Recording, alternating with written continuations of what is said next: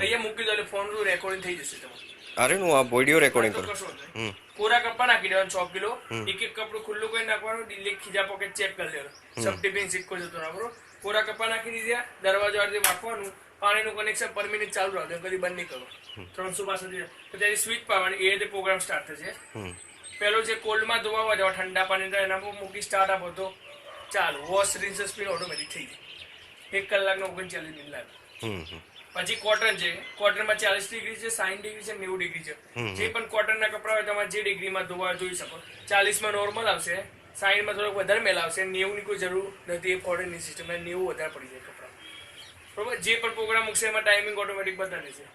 પછી ઇકો છે એટલે પાણીની બચત કરે, પણ એમાં કોઈ પાણીની બચત કરતું નથી એટલું બધું. સામાન્ય 1-2 ટબ જેટલું કરે. તો ઇકોમાં જવું 40-60 છે. પછી રિન્સ ધ સ્પિન છે, બહાર સાબુ બ્રશ કરે છે, ખાલી અંદર તારામાં સુકવવા છે. તો રિન્સ ધ સ્પિન ઉપર સ્ટાર્ટ આપો તો થઈ જાય. પેલા પ્રોગ્રામમાં તો બધું થઈ જ જશે. વોશ રિન્સ સ્પિન અલગથી કરવું હોય તો. પણ ચોમાસા બહારથી આવે ભીના કપડા સુકવવા તો 9 મિનિટમાં સ્પિન ઉપર સુકાઈ જાય. પછી મિક્સ છે, રોજના કપડા ધોવા, આજે પહેરે કાલ ધોવાના, 1 કલાક નથી બેસવું. મિક્સમાં રોજ ચલાવો. મિક્સમાં રેગ્યુલર રોજ રેગ્યુલર. અને જો કોલ્ડમાં ધોવું હોય તો એ ઠંડામાં ધોવાનું. 40 ડિગ્રી ગરમ થશે. આ બધા જે પોઈન્ટ આપે છે અંદર ગરમ કરશે. હા પાણી. પછી વૂલન એટલે શિયાળાના કપડા ધોવા હોય તો એના પર મૂકી ચાલે. પછી ક્રેડલ વોશ છે એટલે નાજુક કપડા હોય એવા છે.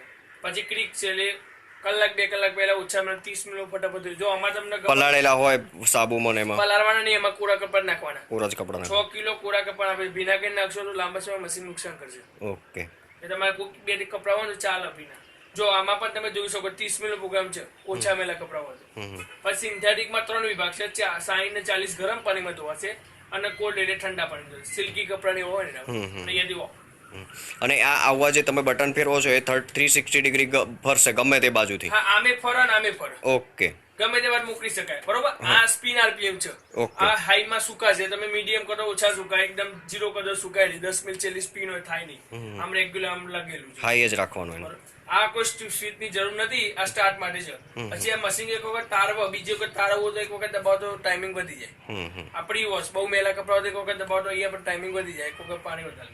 એટલે આ સ્વિચ ની કોઈ જરૂર નથી, પણ સ્ટાર્ટ ની જરૂર. પછી આ પેલું ચાઇલ્ડ લોક છે, ચાઇલ્ડ લોક પણ બતાવો તમને બરોબર. પછી જો અહીંયા પેલા ખાના લિક્વિડ નાખવા માટે છે. ઓકે. વચ્ચેના ખાનામાં ઘરી એવું કરવું એના માટે છે. બહુ મેલા કપડા હોય તો 20 ml નાખો, અહીંયા 10 ml નાખવાનું બરોબર. અહીંયા રોજ કપડા ધોવાઈ જાય ડબ્બાની રિંગ આટલો ભાગ કોરા સફળ સાફ કરી લેવાનું ડેલી. બેટા વચ્ચેથી ખસ, બેટા તું વચ્ચેથી ખસ.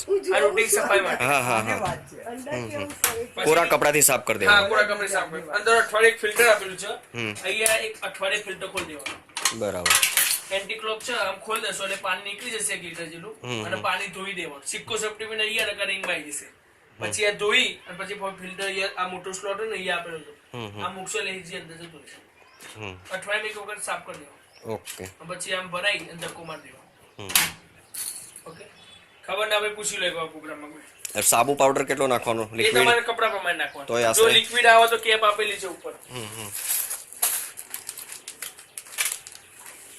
જો આ રોજના કપડા તમારે 20 ml નાખો ને તો 45 થી 50 દિવસ લિક્વિડ ચાલે. અલગથી સોફ્ટનર ગરી બરી કશું નાખવામાં બધું ઇન્ક્લુડ આવે છે. લિક્વિડ યુઝ કરશો તો ખાસ કમ્પ્લેન નહીં આવે. પાવડર સેલ જે મશીનનું લાવો ને મેટિક ફ્રન્ટ એમાં પણ જામી જશે. લિક્વિડ યુઝ કરશો તો સારું રહેશે. જો કોઈ પણ કમ્પ્લેન હોય તો રજીસ્ટ્રેશન નંબર છે, કોલ લખાઈ દેવાનો 2 નંબરમાં. બિલ સાચવી રાખજો. જો પછી બીજી જે કંપનીની સર્વિસની પ્રોડક્ટ છે તમને બતાવજો. 3 મહિને એમાં સફાઈ કરવી પડશે આપણે. દર 3 મહિને રેગ્યુલર. જો 3 મહિને સફાઈ કરો એટલે કપડા નહીં નાખવાની, ધ્યાન રાખવાનું ખાસ. જો અડધું પેકેટ આ નાખવાનું અને 4 ચમચી આ બરોબર.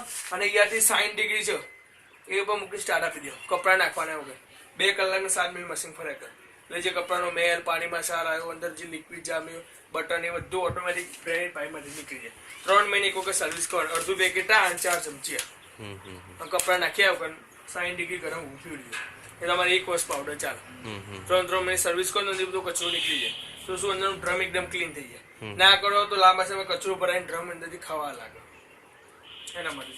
પછી આ વ્હાઈટ કપડા હોય તો 2 ચપટી ભાઈ લિક્વિડની સાથે નાખી દો તો કોલર સરખાના થતા બોય રહી જતી હોય તો એના માટે છે.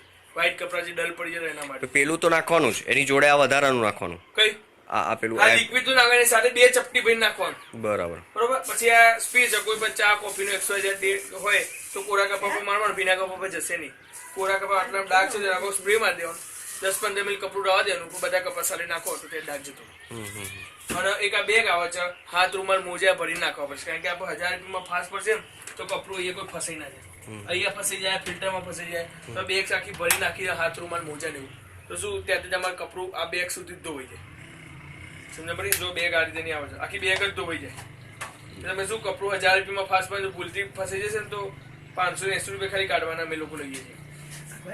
તમે શું આ બેગ ની સાથે ભરી નાખી દો. કાટ કરતા ગળામણામાં વધી ગયું. હા, આ બેગ આના કરતા ટોપ લોડેડ હતું ને એ સારું હતું. ટોપ લોડર કરતા સારું રહેશે સાહેબ. અરે આ બધો પરચોણો ખર્ચોના વધી ગયો. વખત થશે પછી તમારે કેમ આ લિક્વિડ બારે ઘડે નહીં વાપરવાનું? પાવડર વાપરો સાહેબ ઘણો ઘણો. પાવડર કરતા તો મોંઘું ને. ના 50 દિવસ ચાલશે પાવડર. ગણજો 50 દિવસ 400-450 રૂપિયા પાવડર જશે. ગણતરી કરવી હોય તો કરી લેજો એક વખત આ વાપરીને. પછી જો આ બેગ આખી ભરી નાખી કપડા સારી નાખી દેવાય, કમ્પ્લીટ વોશ થઈ જાય. આ રોજ વાપરી શકે, કશું થાય નહીં. બરોબર? હાથ રૂમાલ નાના કપડા હોય, હા મોજા હાથ રૂમાલમાં ભરી નાખવા, કારણ કે જો ભૂલથી ફસે છે ને આખું મશીન ખોલવું પડશે, એટલે ખાસ એ ધ્યાન આવું રાખો. તો પહેલી વાર સાંભળ્યું યાર. તો ફસાઈ જાય તમારે કોક દિવસ ફસાય દિવસ ખબર પડશે. સગવડ વધારે જોઈ લો બેન, તમને એક વખત બતાવી દઉં. જોઈ લે હવે. જો પેલા